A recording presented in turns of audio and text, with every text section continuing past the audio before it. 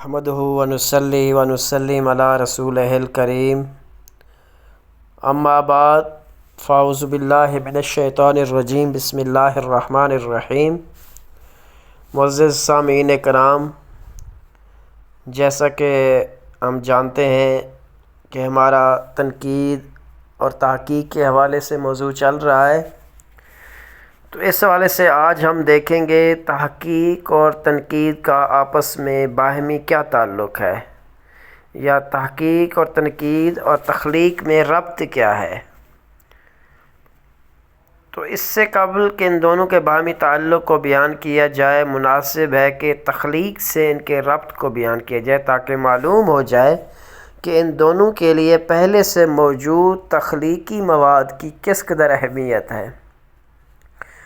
تو تحقیق اور تنقید اور تخلیق میں ربط، تو حقیقت یہ ہے کہ تحقیق اور تنقید کا جو دار و مدار ہی تخلیق پر ہے، یعنی اصل چیز تخلیق ہے، اس کے بعد دونوں کا وجود میں آنا محال ہوتا ہے، مگر صلاحیت کا اعتبار کرتے ہوئے دیکھا جائے تو تنقیدی صلاحیت تخلیقی سے قبل بھی اور ساتھ ساتھ بھی وجود اختیار کرتی ہے۔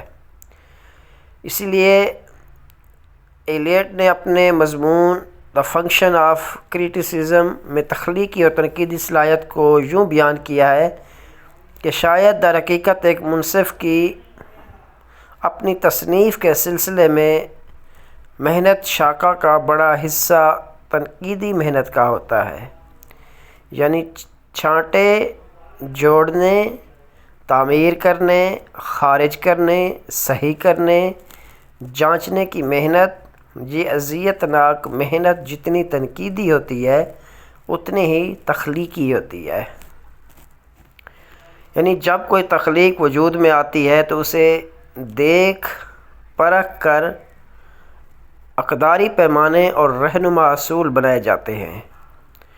تو اس کے بعد جب فنکار کی جانب سے کوئی اور تخلیق وجود میں آتی ہے تو ناقدوں کے بنائے ہوئے اصولوں کی بنیاد پر وہ اپنی تخلیق میں مزید بہتری پیدا کرتا ہے۔ تو یہاں ضروری نہیں ہے کہ وہ ناقدوں کے وضع کردہ معیار اور اصولوں کی مکمل پابندی کرے، ممکن ہے کہ وہ ان سے آگے نکل جائے اور نئے تجارب کرے، نئے تجربے کرے، نئے پیمانے دیتا چلا جائے۔ اگر ایسا ہی ہو تو یہ فنکار تخلیق کار ہوگا، پھر تخلیق کار سے نقاد بن جائے گا۔ لیکن اس کی جو تنقید اور نقاد کی تنقید میں یہ فرق ہوگا کہ تخلیق کار کی تنقید اس کے ذہن میں مخفی رہتی ہے، جبکہ نقاد کی تنقید پیمانے ظاہر ہوتے ہیں، اس سے تنقیدی پیمانے ظاہر ہوتے ہیں۔ اس طرح دونوں کے عمل سے بعد والے تخلیق کار اور قاری استفادہ کرتے ہیں اور رہنمائی حاصل کرتے ہیں۔ تو یہ تنقید اور تخلیق کا آپس میں گہرا تعلق تھا۔ تو اسی حوالے سے تنقید اور تخلیق کے درمیان جو پہلا رجحان ہے وہ یہ ہے کہ یہ ایک دوسرے کے لیے لازم و ملزوم ہیں، یعنی جہاں تخلیق ہے وہاں تنقید ہے، اور جہاں تنقید ہے وہاں تخلیق ہے۔ یہ اکثریت کا رجحان ہے۔ اس حوالے سے بیٹسن کہتا ہے کہ ادبی تنقید اور ادبی اسکالرشپ تحقیقی علم و فضل کو ایک دوسرے کی ضد سمجھنا غلط ہے، دونوں ایک دوسرے کی تکمیل کرتے ہیں۔ اگر کوئی ناقد محض صحافی یا مبصر ہونے پر قانع نہ ہو تو اسے ساتھ ہی ساتھ محقق بھی بننا پڑے گا۔